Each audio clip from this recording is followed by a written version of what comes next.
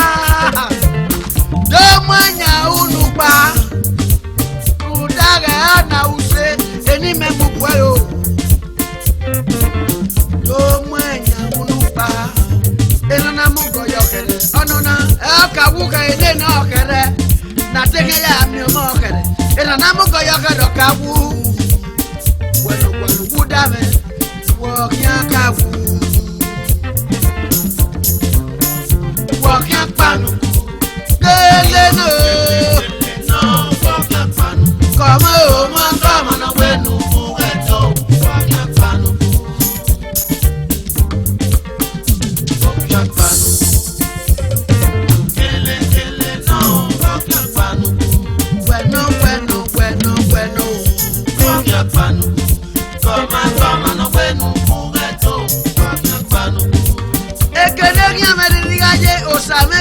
así. Ella no se coma, y no más que ale. Aba mamá pero lo guana, ni se coma, y no más que nada. Y mano veo que ya papá, dos manes ya con. Y haga huevo que hago huevo ni con yo me que na perdí. Dos manes ya con papá, ni me que na yo ni ayer. Ni ayer. Wadogo seko. Wadogo se ọ̀pẹ̀pẹ̀rẹ̀ ọ̀wé ni mẹ́jọ lè lìyẹ̀yẹ̀. Iná wípé iná làwọn wá ní jálàwẹ̀ mẹ́jọ. Ìrì ẹ̀wù yọ ní ṣòkòtò yọ iná fi bàtà mẹ́ta. Ìrì ẹ̀rù yòówù iná lélẹ̀ làgbo. Iṣẹ́ kí á dẹ́rẹ́ òìsàn ọ̀bùn bẹ̀rẹ̀. Igi kó dá òwe náà fún ẹ̀pọ̀. Bẹ́ẹ̀ náà fún ẹ̀pọ̀ kó mi ẹ̀. Bena kwembo ne kakakari ne wo. Bena kwembo no se. Weni medo suyela. Ebo. Ona ebu garefe. Wado ebo no se. Negi ya weni medo suyela o. Ebo. Ona ebu garefe.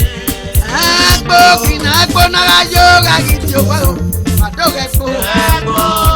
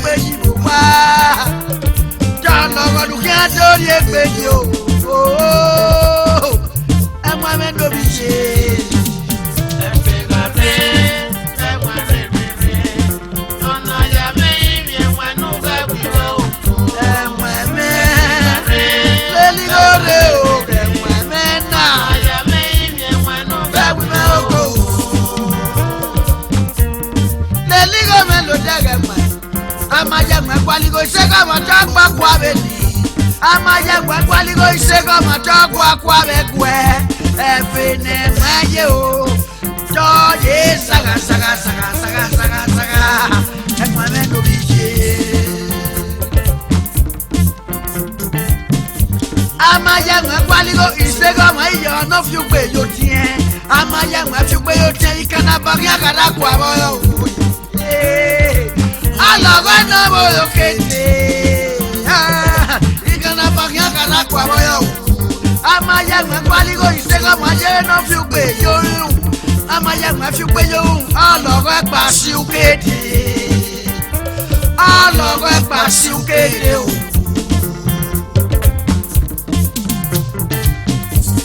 amaya mwakwaligo isega maje no fikwe yo tie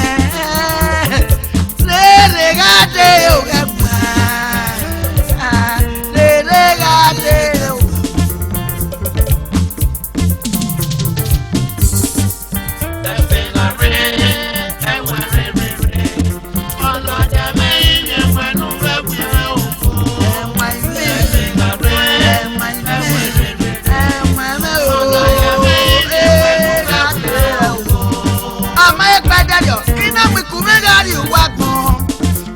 Africa ina mwikumegari uwakon ikufone ibiedonato morojo mepe otakwelopa eyanato morojo mepe dama dorenado atako no kere o oso ipene obokoko panate ito ha owu menwe no bidebe yo ito ha owaneto sesese eyiri Kesuke eyi egbe bona sopa ewe boye tedie ye masayo aji eja ka be ni a o eyi na gwa gbagbe ito amere no me se ma fi ogbe di anu radio wa o ito Elias Mama Nigeria radio wa o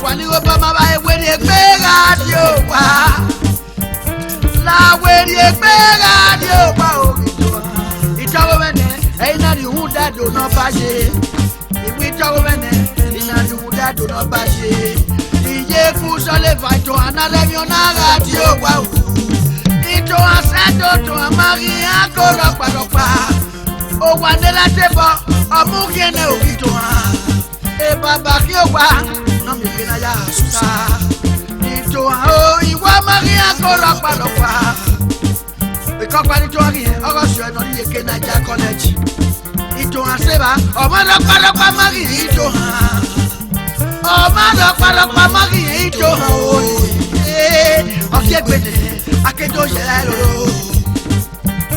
ito ana mi kwa le so eso ito akwalona ope ene so ri omo do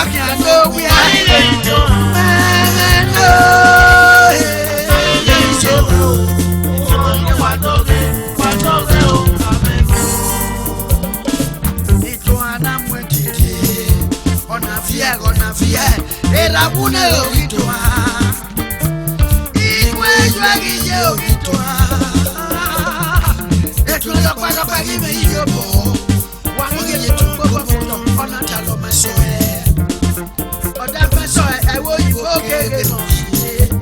Gbogbo wa sọ ẹlẹ́wọ̀.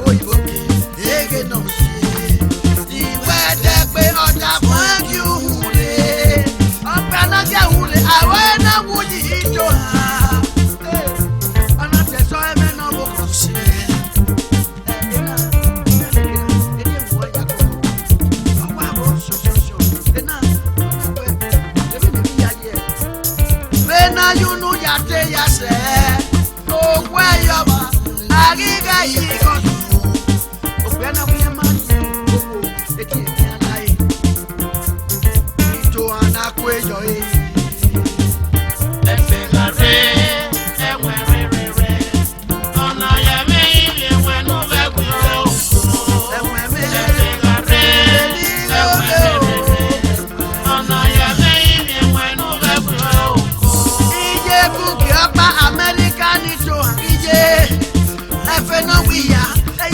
le pégate, no we ella no le pele, no we ya no le pégate.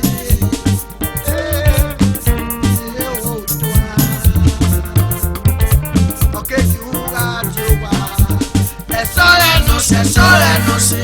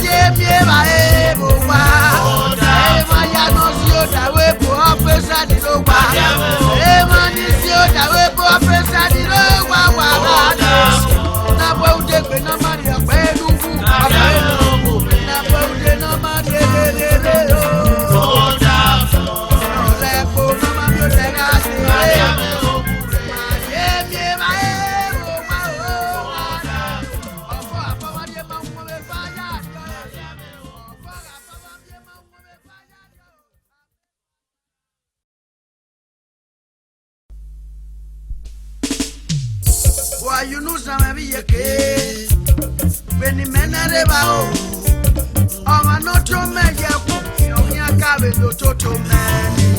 Oh, man, no more, yes, you're a mureo. Oh, man, no, woman, can we so? Why you know some of you when the men are about walking and lady? No to make you have a toto man.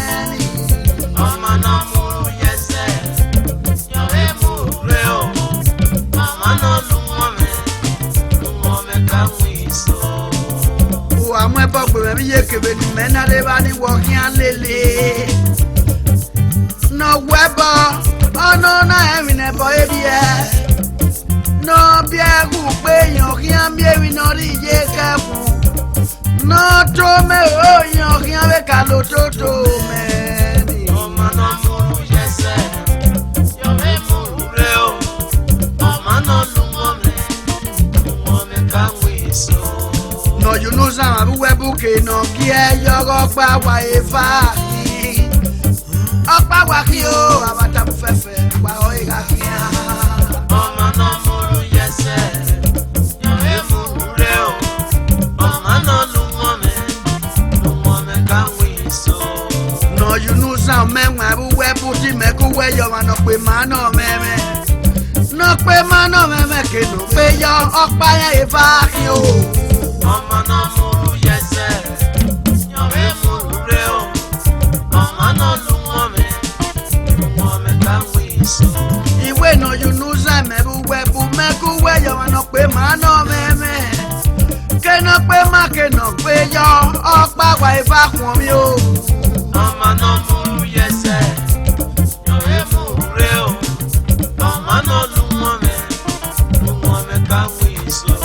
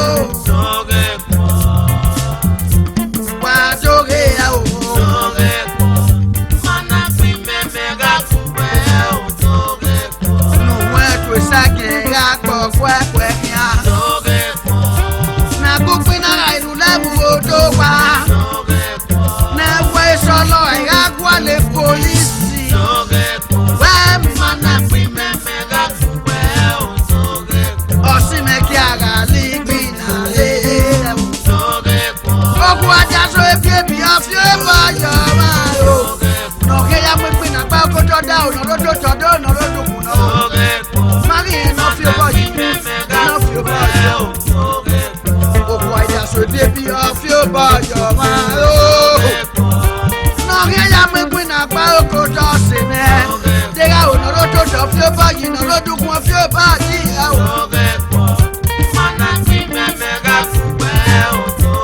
no kui moto la diari un la dia so te no break back go no kui moto ki abo dali un la dia so te no break back go no go da piegbe o go me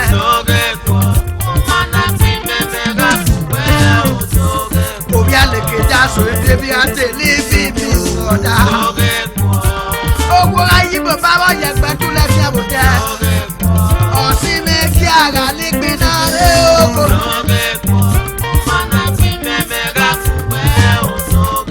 owo ati e boda fun ewe ni ana ti ata ewe ni ana ti ara o bi ori kesi igbina lawa o go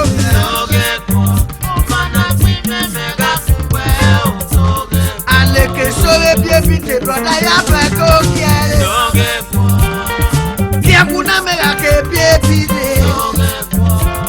de puliti ga ke bi ebi le o wa mana kwi me ga fu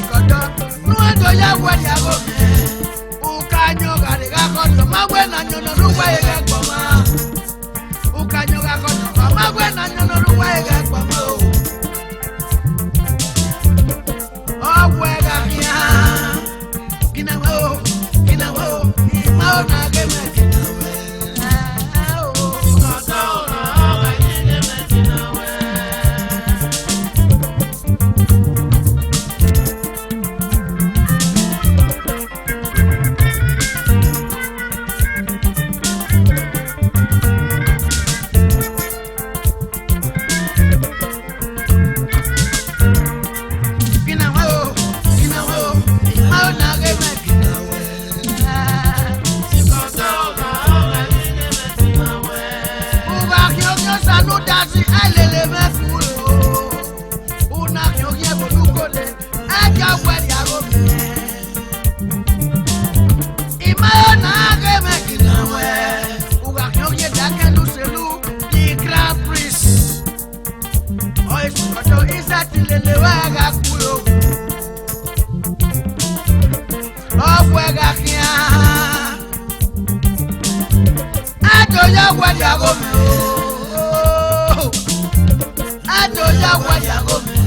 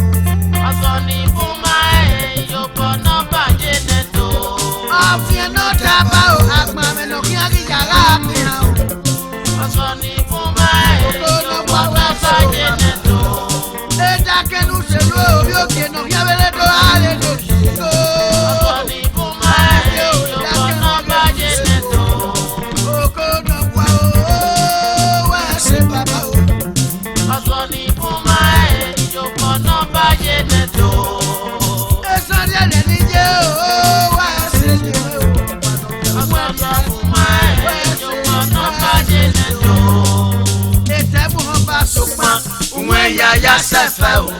Asoni kumae yoko no baye neto. Demo ba sokma uwe ya se fe o. Asoni kumae yoko no baye neto.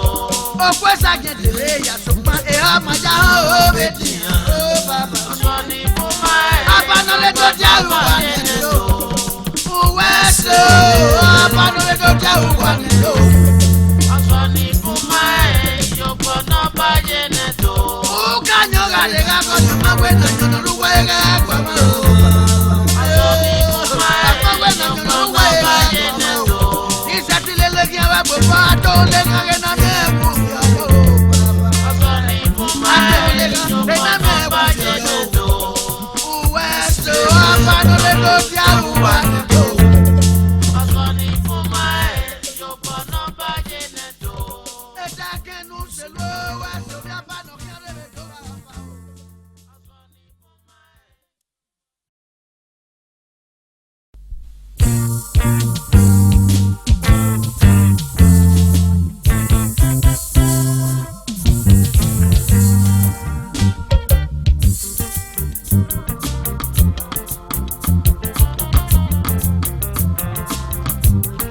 Adega imi o wage, magele do wa ko. Tote wa keke la ni apa na ga ko ki o fi e. Adega imi o wage, magele do wa ko. Tote wa keke la ni apa na ga ko ki o fi e. Adega imi o wage, adega imi o wage. Tote wa keke la ni apa na ga ko ki o fi e. Felice go same no ite.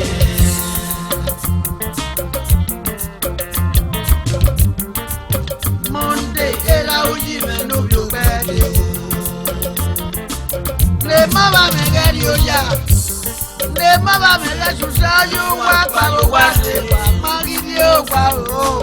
Ah, oh, yeah. Le mama me le susa yo wa paro wa se magidi o. Ah, oh, yeah. No weri wa se mo wa me. Ebe ni ana o ele chiro.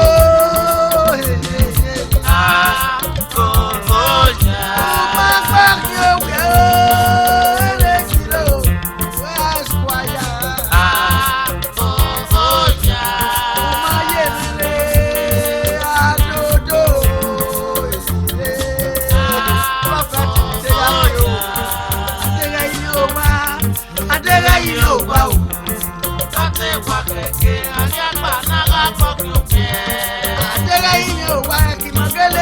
dodo ako.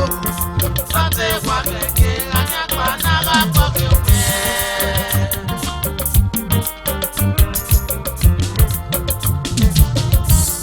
Ọ̀sẹ̀ náà ẹ̀ pé buwari ni ye ebe ke na-eje jụwa ịsha buhari ọrọ si ọsị na-agba egbe bego bie ọsị na-agba egbe bego bie ana-achị ọkpa dodo ana-achị n'ọkpa ikwudu ana-achị ọkpa fiebe ewa agoyọ ọyọ kọlọ bekee wani adé ọrọ si adéra yìí ò wá kí màgélé dodo wà kó. Sote kwa keke anya kwa naga koke ume.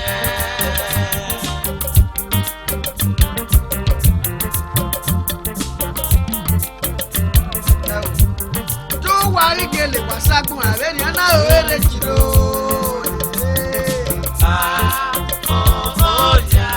Ráfàdì ó wárí ni ó lọ sí mi.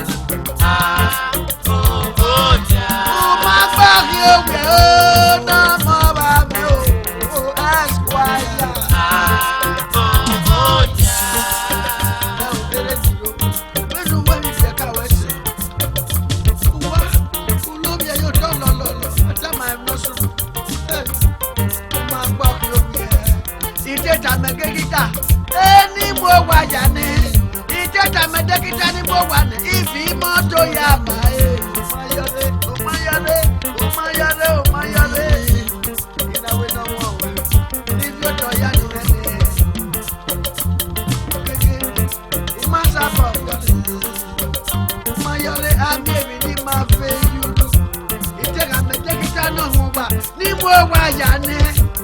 Ìfì mọ́tò ní ìdí ẹ̀ máa dọ́gbọ́ ní yàgò náà. Ìyé wà máa yọlé. Adéra yìí ò wá. Adéra yìí ò wá o. Sote kwa keke anya kwa naga koke ume. Egara me o wagije. Egara wagije o egara. Deke nugije o egara.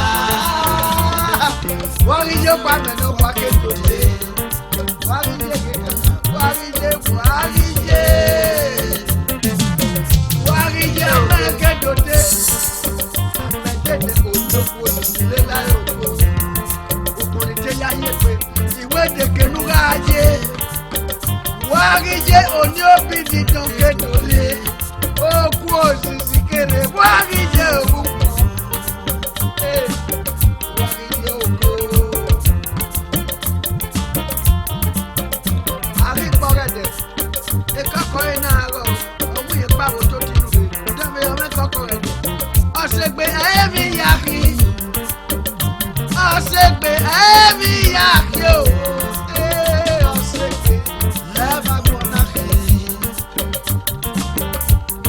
Ọmọ òkú bẹ́ẹ̀.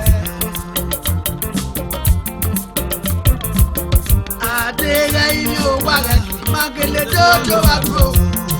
Sote kwa keke anya kwa naga koke ume.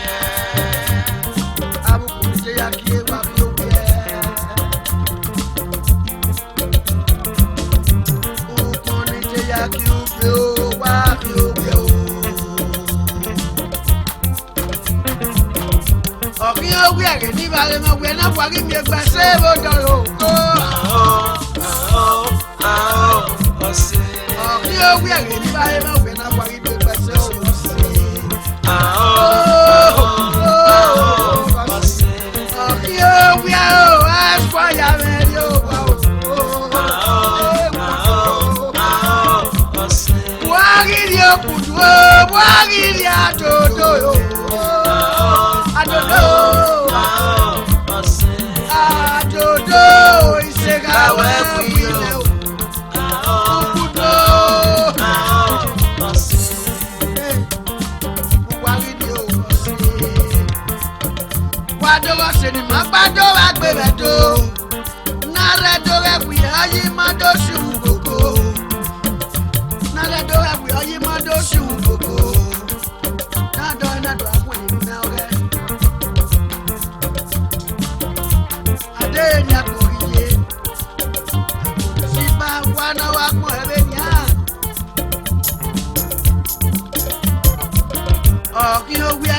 Wale mawena wagi mi gba soko me.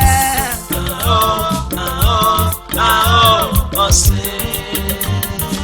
O wanu me ma te fi ekui.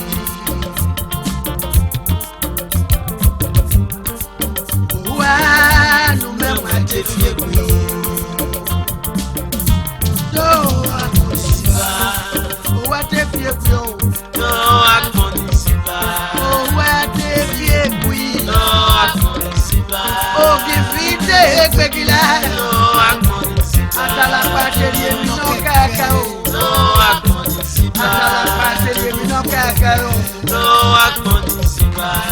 Ena magije aye kapona beso. Awe na ya kwa ngere bwa ena do ya pia kale kui. Awe do wa ya kwa kokure ena do ya pia kale kui. Awe do wa ya mare ena do ya pia kale kui. Ena do ya pia kale kui. Ena do ya pia kale kui. Eh. Mama de baby o yo. Esquire. Wana ya hebe na. Ha? Wana ya hebe na. Wa. Demo ya ba ya ko bi do. Do Akonisiba. do. Akonisiba. Wa de fe ku. Akonisiba. Wa de fe ku. Akonisiba. Atala patele mi no kaka o. Do akonisiba. Ena magije aye kapona beso. Ade wa bi o. Ama ete gbogbo ima mi no so sile. Wa ma dele.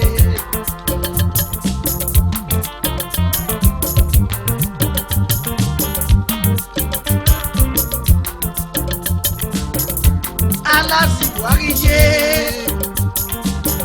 Wariye o alasi. Ekenuye o alasi. Lele alasi o. Ebonana gbobi wenu sawoto gbo mo pe na ya. Ebonana gbobi osa. Alasi o pe na ya. Lele oko. Lele alasi. Lele o alasi. Alasi. Lele alasi o. Ebonana gbobi wenu sawoto gbo ke no mi pin na ya.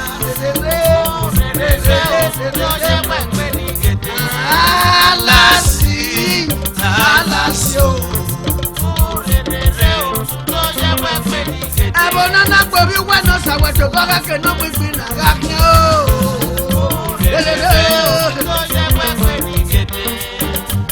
Olugegbe akia diabe o. Prophet Tilaki o.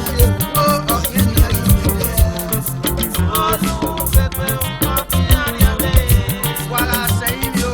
Wala babakaru sale. Wala sekere baba ye o. Wala pare ba se. Apari tota yo bona, prophet tota yo bona ke. Ukekeri tota yo bona na squire tota yo bona ke.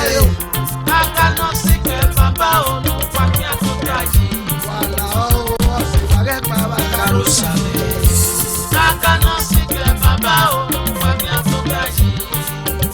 Alasi, alasi o. Ọmọ láyé fún efolo dẹ̀ katapila dé dó gágá dédé lélẹ́lẹ́ dẹ̀ tó. Ọmọ láyé fún efolo dẹ̀ katapila kí wọ́n dó gágá dédé lélẹ́lẹ́ dẹ̀. Nu kéke ya pa o, àbí èmi náà pọ̀ mọ́ yòó ká o.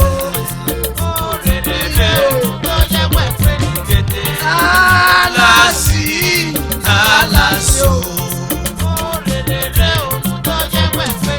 Naja okonu ri ate do mo pe na yan ka pe paye fe won se ra. Naja okonu yo gbegbe na yan ka bu bi yaro.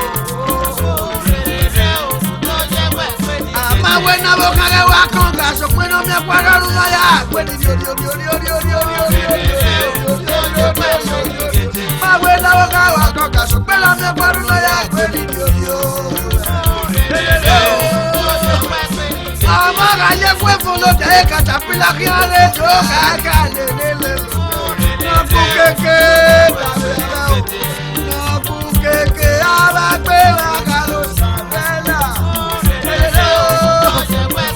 Na gbele jilo abagbe wa ka le baba.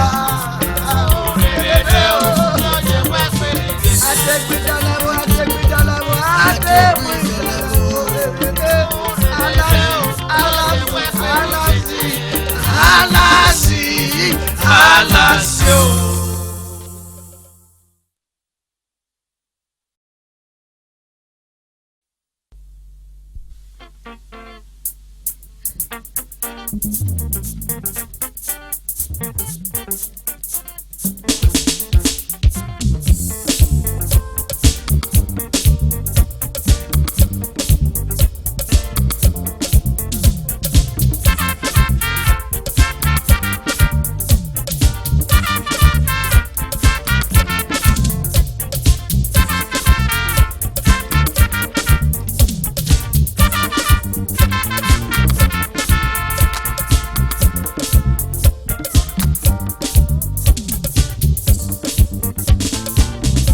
Daga yere no ye pa pasana no Mario piamo bo.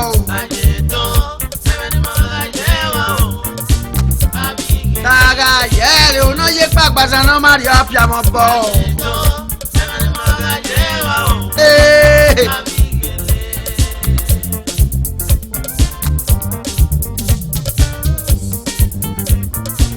Daga ye wa onigba sana ni Mario piamo bo.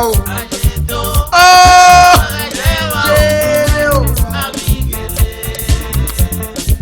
Abigele, idolabo isabo mi abigele, idolabo ni kwaba dola dojo, ajewa kyo abigele.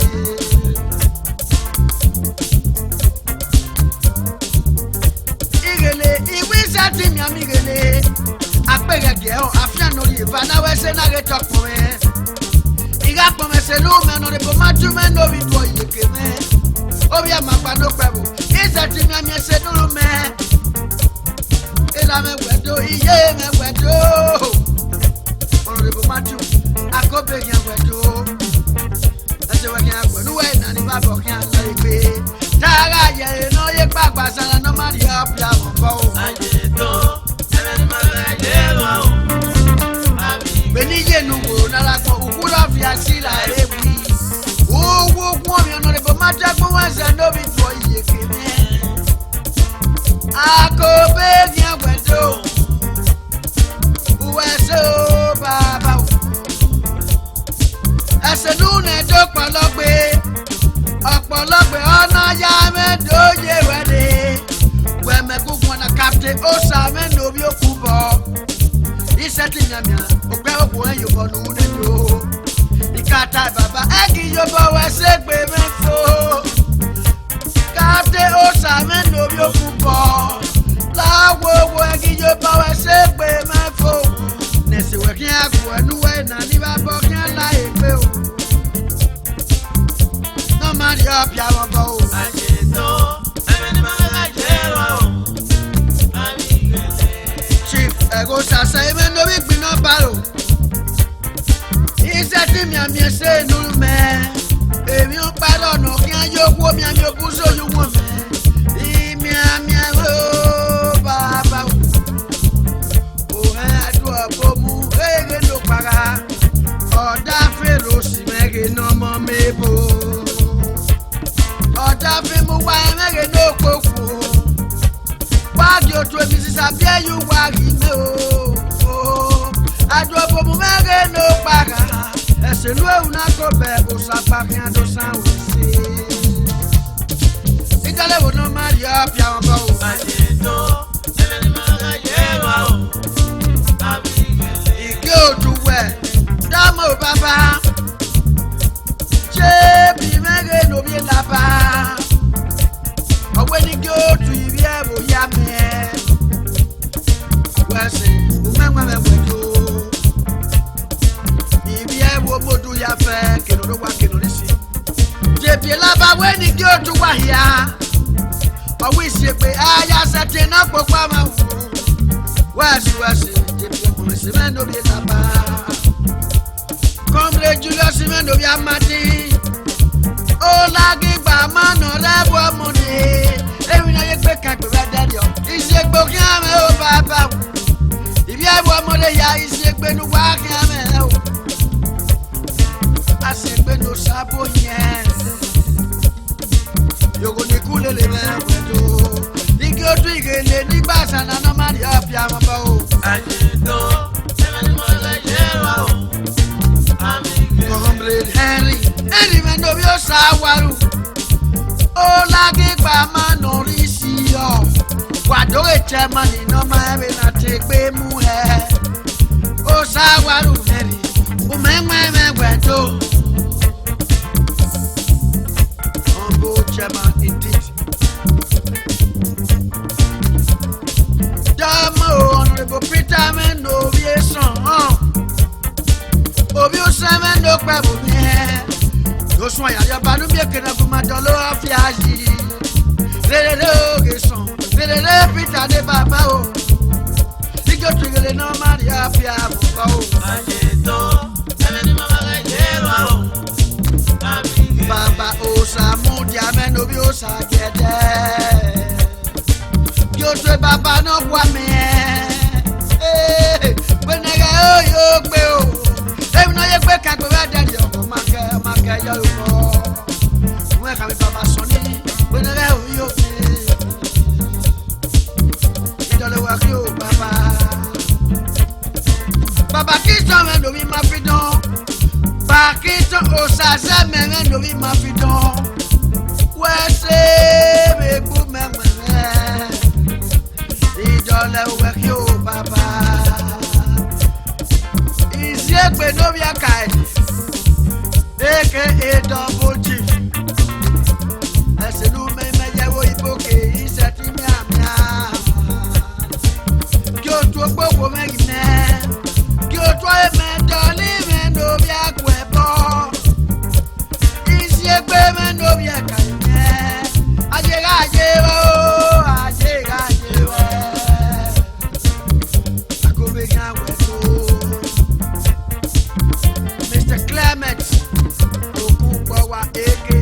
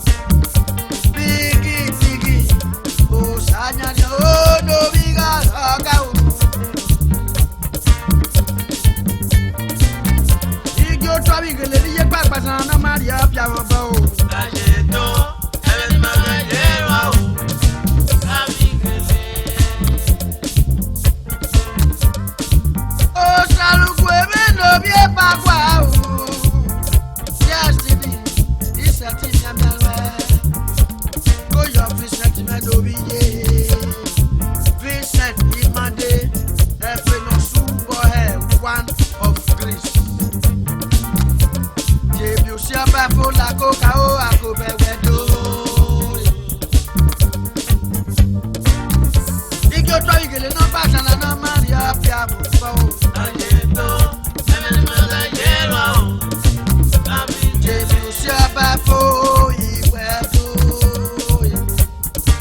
La Coca Noga, and the PC beneath the pump. If I were not me go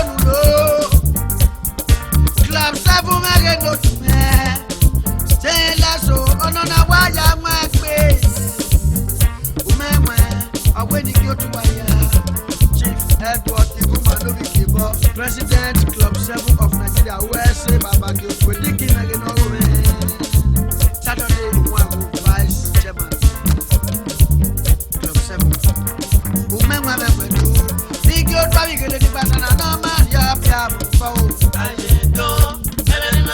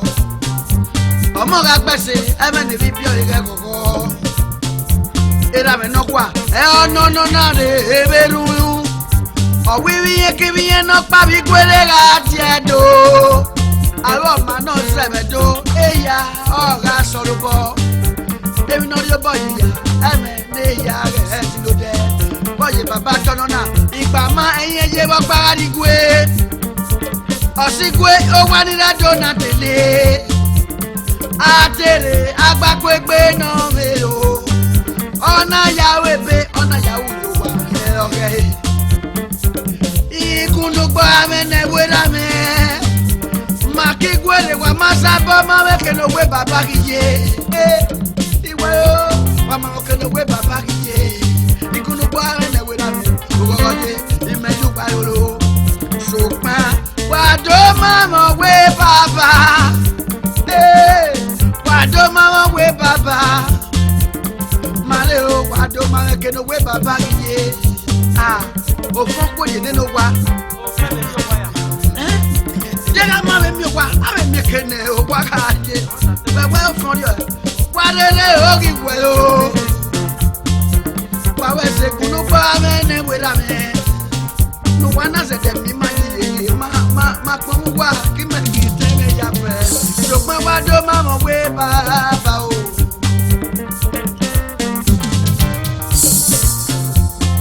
Gele gele gele gele o. Gele o. Oh, suma me mona gele o. Ono wa no. Iwe o, wa lele o, iwe o. Ena deme no mi oba me. Lagu me kwa lo take no we la me kiye. Usamani no wa me kwa lo we baba. E bia wa no ba dogu me kwa le no we la me. Wa lele a hogi we o. Wa lele a hogi we o. No be makune kwa lo temi no we baba. Dege o fon ri o. Oka ke ni me mi ke no ga aje. Dege ma wi ma. Oka ke ni me be. Gele gele gele no. Gele o. Oh, suma me mona gele o. Ono wa no. Aga unsi amo no mane te bi bio e gogo.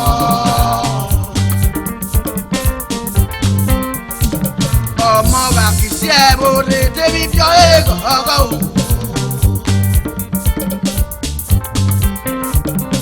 Omo ga gbese we no keke e me ne bi bio e gogo.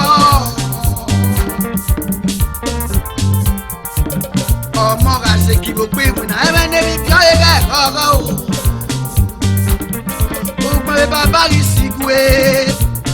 Onelu nane e mo ya na le. Alago da ona le maya ni ni do maya na malago da lo. Usu ipe no ke pe tawa le bi we. WIA Giato. Okare. Osonlaye Ogedo. Engineer Emmanuel Menobia Giato. No seki Ogale. BDPA. Gele gele gele gele no ya o. Gele o. Oh, suma me mona gele o. Ono wa no. Ela me Francis Menobia Giato. No win as sekiwe. Oga Edo State Office of the Accountant General. Honorary Treasury Cash Officer 1. Bo 2001 ya se 2009. Neko ya ni eme. Benu gari oba se umayo ka bewu baba o. Baba we se oko.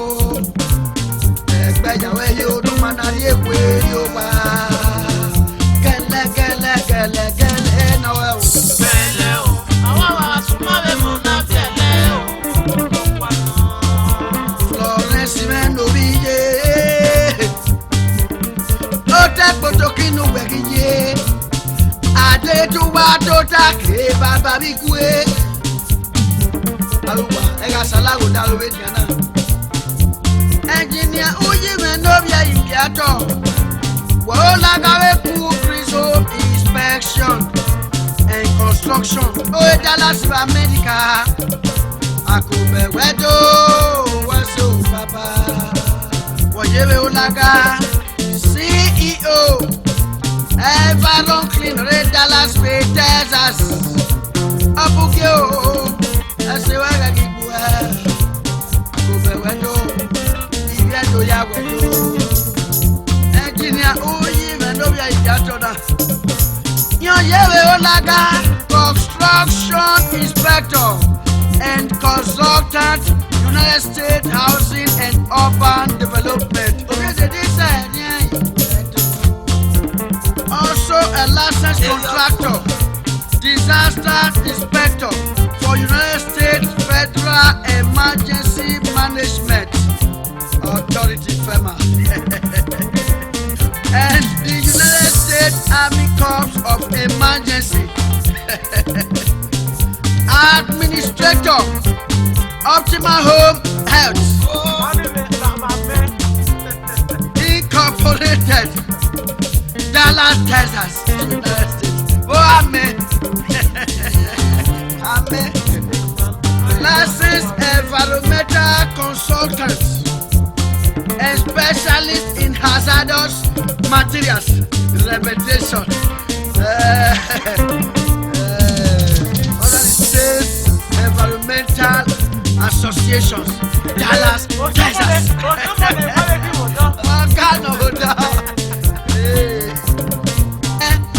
Adéjú wàá tó dákejì ọmọ mi pé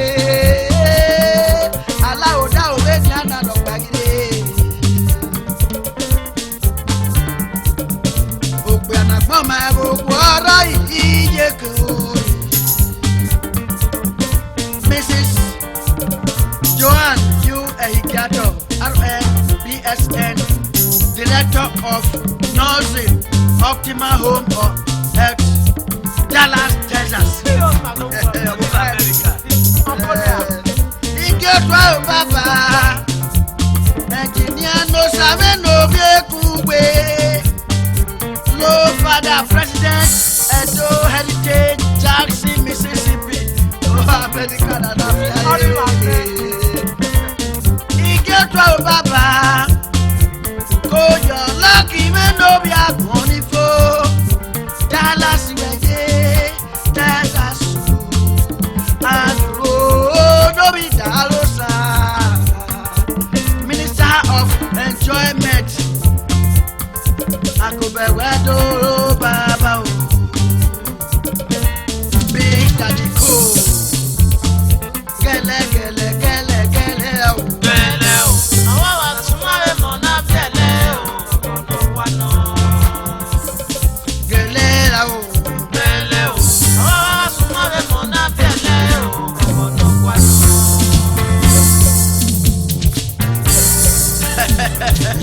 Agaya same pepe la wedio wa soga o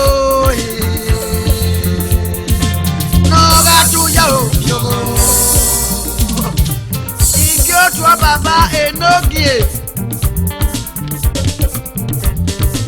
o sasuwa induria se no bi agberi ogene enogie nya no aro wa re ato hotel international, in fact international standard. Wasoga o keke, noga tuya o kyogo. Enoge ibia akuku nobi okyon pamoji. Enoge ogi kwope, wese nuna jame o kelebo. Wasoga o kome, noga tuya o kyogo. Ikyo tuwa noge fortune, nobi pina kenzwa. Enoge ogi obo, wese bebe. Igioto enoge osagie omoruyi osemede enoge ore utenu repoki wa soge okome noga tuya okyogo sogo soge wa soge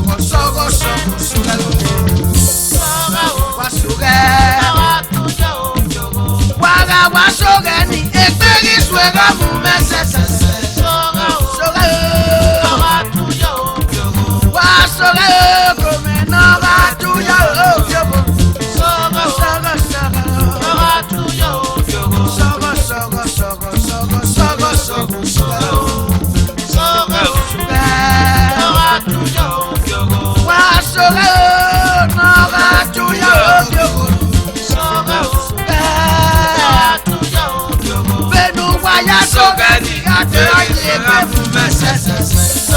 Soga